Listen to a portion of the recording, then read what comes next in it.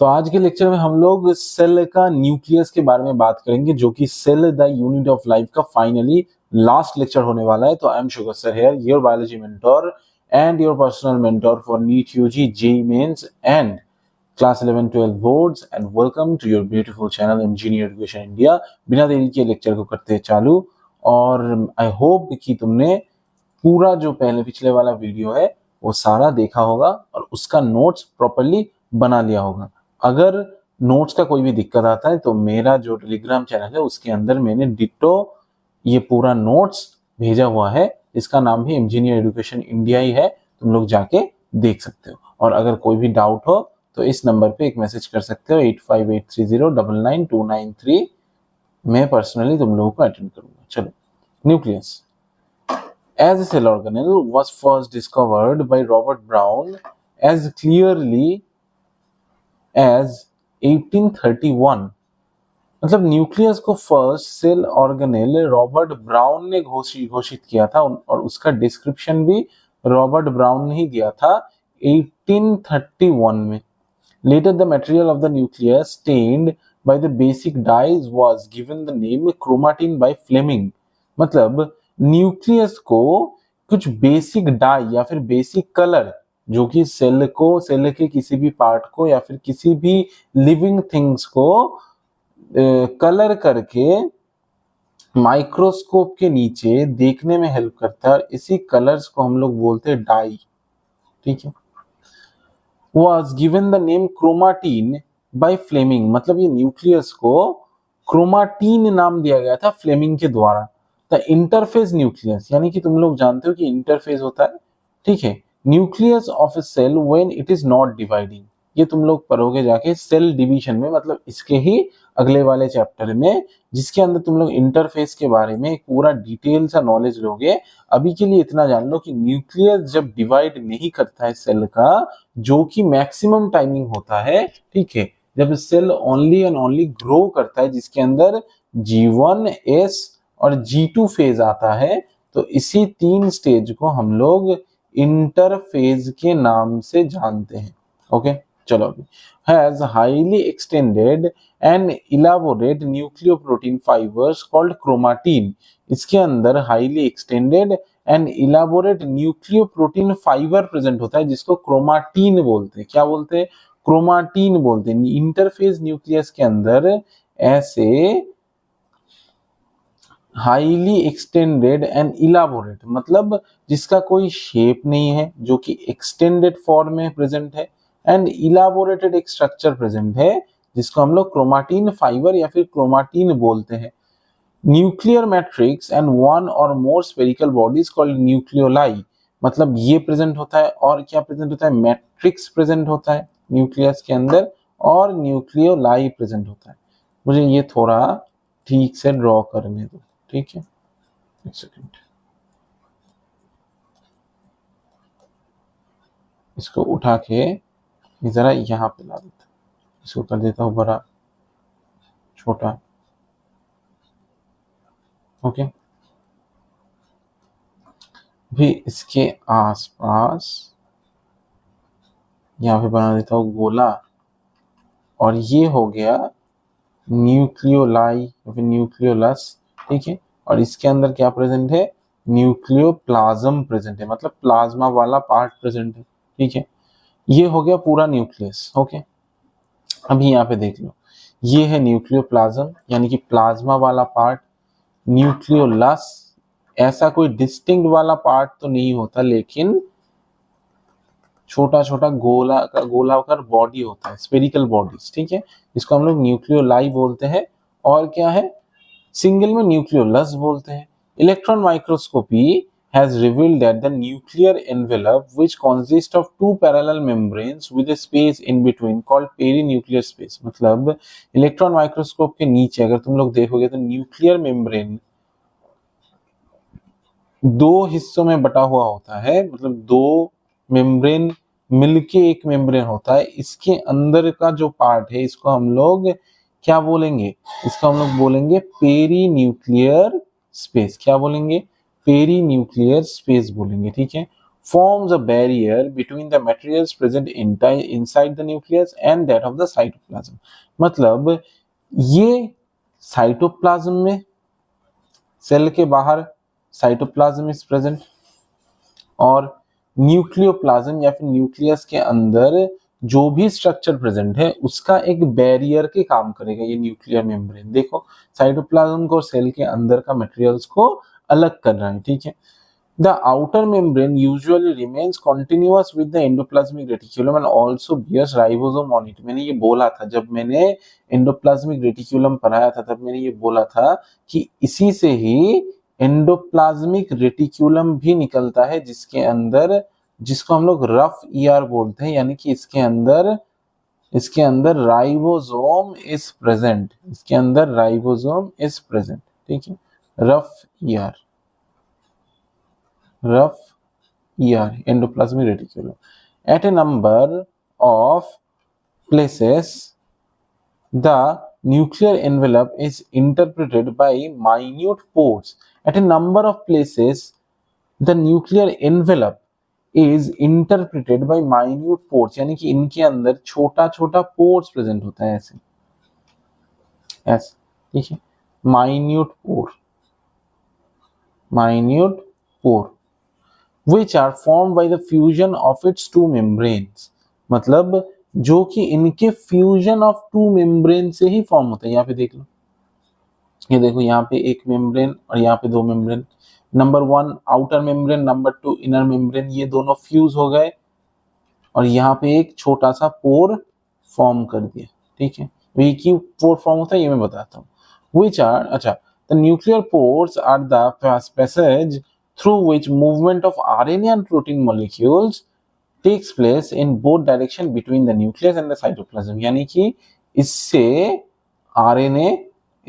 RNA and protein जो कि nucleus के लिए जरूरी होता है, ये न्यूक्लियस के अंदर या फिर न्यूक्लियस से बाहर आ सकता है, अंदर जा सकता है या फिर बाहर आ सकता है, ओके, या फिर बाहर आ सकता है इस पोर्स से, ओके, समझ में आ गया। चलो, normally there is only one nucleus per cell. Normally एक ही न्यूक्लियस होता है एक सेल में। मैं अपना माइक एक सेकंड चेक कर लूं, एकदम perfect.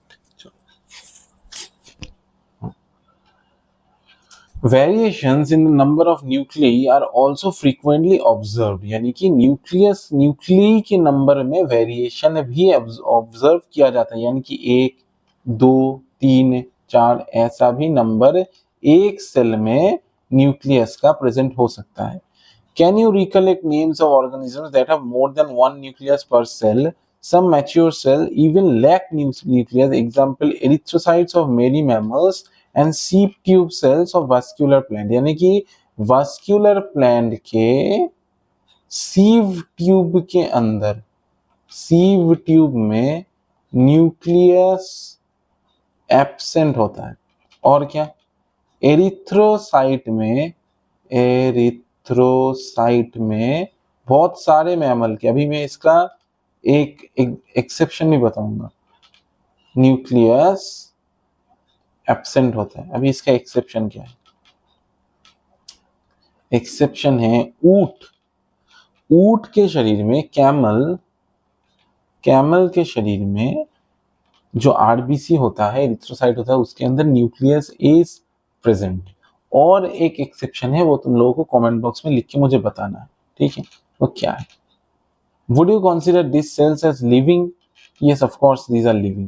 The nuclear matrix or the nucleoplasm contains nucleolus।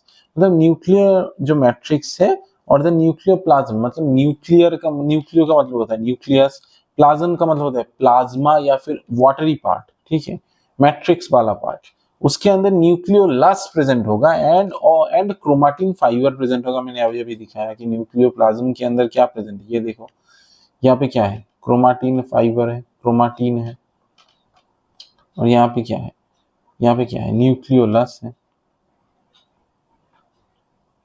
यहाँ पे न्यूक्लियोलस है।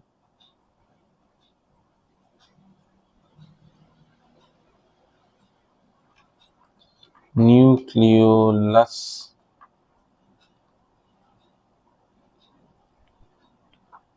ठीक है, and chromatin. The nucleoli are spherical structures present in the nucleoplasm. Plasm यानी कि spherical या फिर गोल होता है. The content of nucleolus is continuous with the rest of the nucleoplasm and it is not a membrane bound structure. यानी कि ये एक continuous structure होता है, यानी कि प्लाज्मा, ये प्लाज्मा है और प्लाज्मा में ही ये तैर रहा है ऐसे. ऐसा कोई मेम्ब्रेन बाउंड ऑर्गेनेल नहीं है, ये मेम्ब्रेन बाउंड स्ट्रक्चर नहीं है, यानी कि कॉन्टिन्यूअस है प्लाज्मा के साथ. प्लाज्मा में ही ऐसा एकदम गथा हुआ है, मतलब ऐसा अंदर घुस गया प्लाज्मा के, ठीक है. तो ऐसा स्ट्रक्चर है, कोई भी मेम्ब्रेन बाउंड स्ट्रक्चर नहीं है, प्लाज्मा के साथ ही कंटिन्यू है. It is a site for active ribosomal RNA synthesis. और यही नीट का क्वेश्चन है कि एक्टिव राइबोसोमल आरएनए सिंथेसिस का एक पार्ट कौन सा है.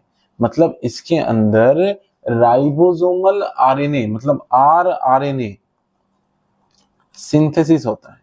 सिंथेसिस मतलब तैयार होता है किसके अंदर, न्यूक्लियोलस के अंदर, ठीक है.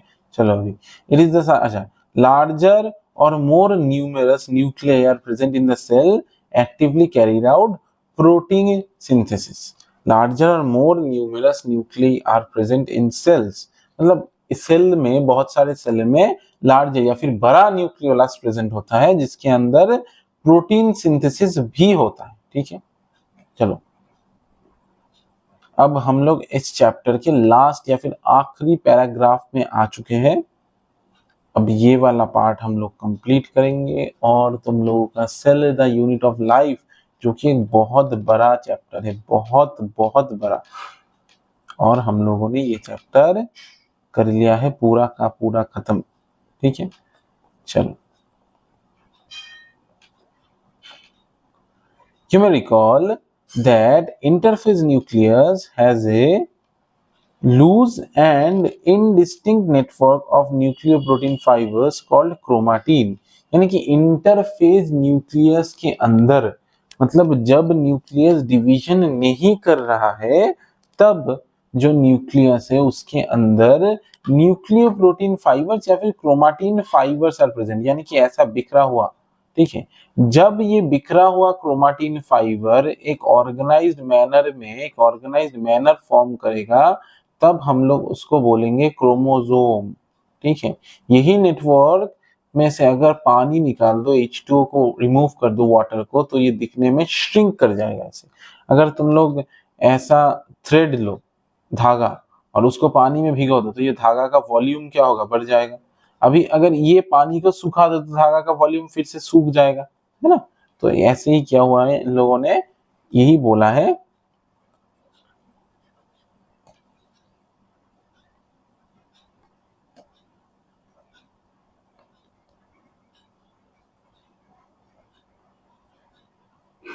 चलो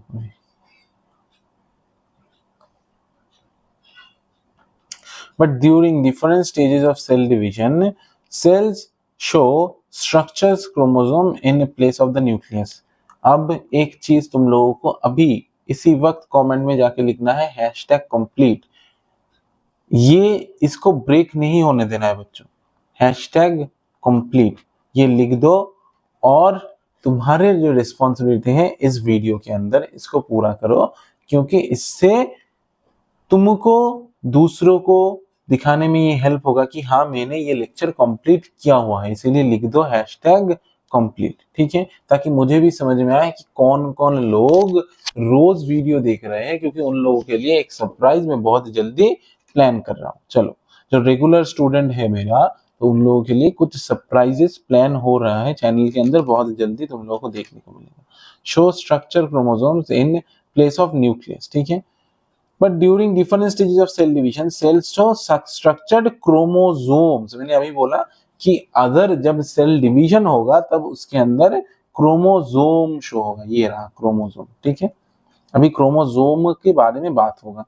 मतलब जो माइटोटिक फेज है, इंटरफेज के बाद होता है, जिसके अंदर prophase, metaphase, anaphase and telophase, ये 4 फेजेस आता है.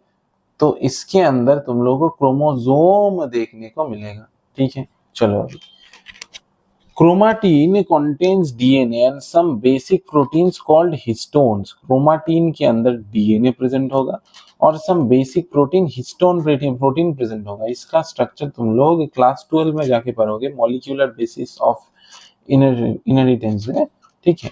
तो उसके अंदर तुम लोग ऐसा पढ़ोगे कि हिस्टोन नाम का एक स्ट्रक्चर होता है ऐसे, और उसको ऐसे करके सराउंड करके डीएनए प्रेजेंट होता है, ठीक है।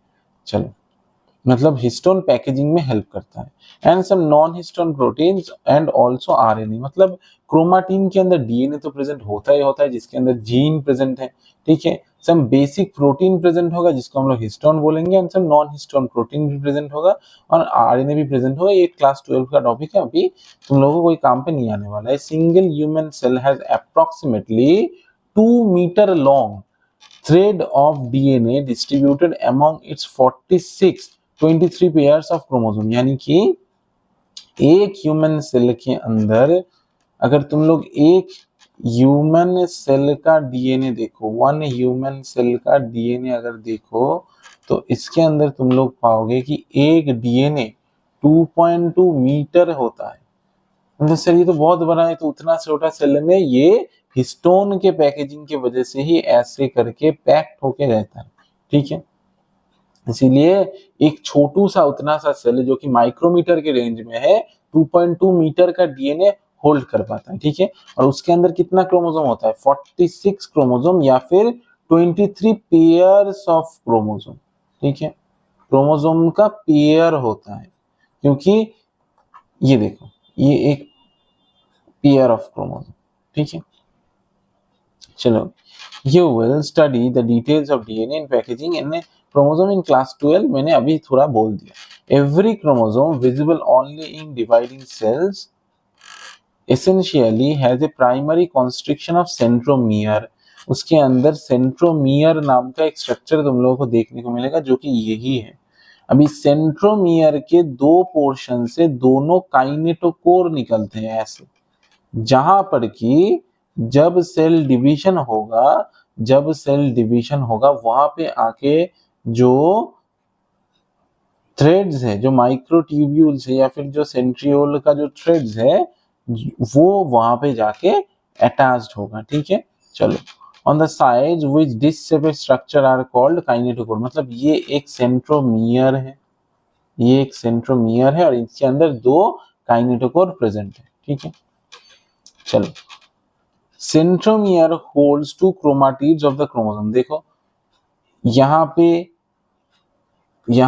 एक क्रोमाटिड आ गया, यहाँ पे एक क्रोमाटिड आ गया एक सेंट्रोमियर पे, और यहाँ पे और एक क्रोमाटिड आ गया, ठीक है। तो ये सेंट्रोमियर में ही दो क्रोमाटिड ऐसे करके एक सेंट्रोमियर में ही लगा हुआ रहता है, ठीक है।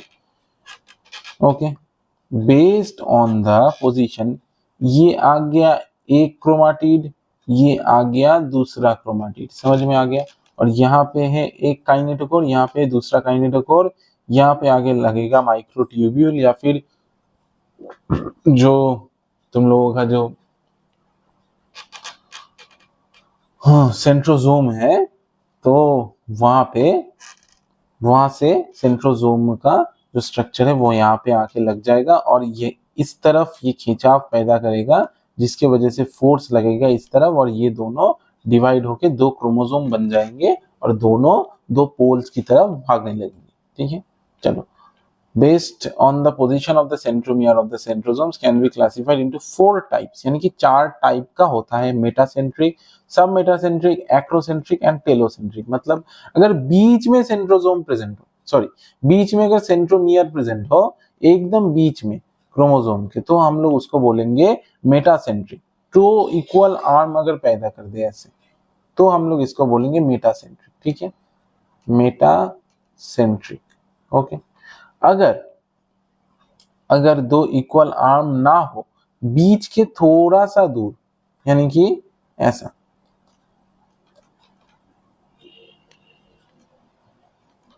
अगर ऐसा हो थोड़ा सा दूर, ठीक है, तब इसको हम लोग बोलेंगे सब मेटासेंट्रिक क्रोमोसोम। ओके, सब मेटासेंट्रिक क्रोमोसोम, ठीक है। अभी अगर है सेंट्रोमियर स्लाइटली अवे, ये देखो slightly away from the centre, centre से थोड़ा सा दूर है, ओके।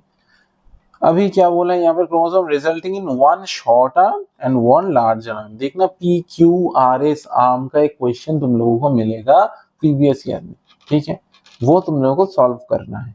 सब मेटासेंट्रिक समझ में आ गया। अभी एक्रोसेंट्रिक के अंदर क्या है, the centromere is situated close to one end, मतलब एक एंड के क्लोज में रहेगा, ठीक है, इसको हम लोग बोलेंगे एक्रोसेंट्रिक। मतलब एक एक्सट्रीमली शॉर्ट आर्म, एक कुछ कुछ आर्म, छोटू सा आर्म है, एक बहुत बड़ा आर्म हो, ऐसा हो, ठीक है, ऐसा ऐसा देखने को मिलेगा। और whereas the telocentric chromosome has a terminal part, मतलब एकदम ऐसा टीलोसेंट्रिक, मतलब टेल में प्रेजेंट है, टीलोसेंट्रिक। और ये क्या है, ये है एक्रोसेंट्रिक, ओके। चलो, sometimes a few chromosomes have non-staining secondary constriction at a constant location, this gives appearance of a small fragment called the satellite। मतलब क्रोमोसोम के अंदर ऐसा एक स्ट्रक्चर होता है जो कि स्टेन नहीं होता कोई भी डाई के अंदर, ये सेकेंडरी कॉन्स्ट्रिक्शन होता है जिससे कि राइबोसोम बनने का एक चांस रहता है। तो ये एक क्या है, इसको हम लोग इस स्मॉल सा छोटू सा फ्रेगमेंट को जो क्रोमोसोम के अगल बगल घूमता है, इसको हम लोग क्या बोलते हैं, इसको हम लोग बोलते हैं सैटेलाइट। और इस तरीके का स्ट्रक्चर जिस क्रोमोसोम में प्रेजेंट होता है उसको हम लोग क्या बोलते हैं, सेट क्रोमोसोम बोलते हैं। क्या बोलते हैं, सेट क्रोमोसोम, ओके। तो इतना तक ही था आज का लेक्चर। I am sugar sir, signing off, good bye.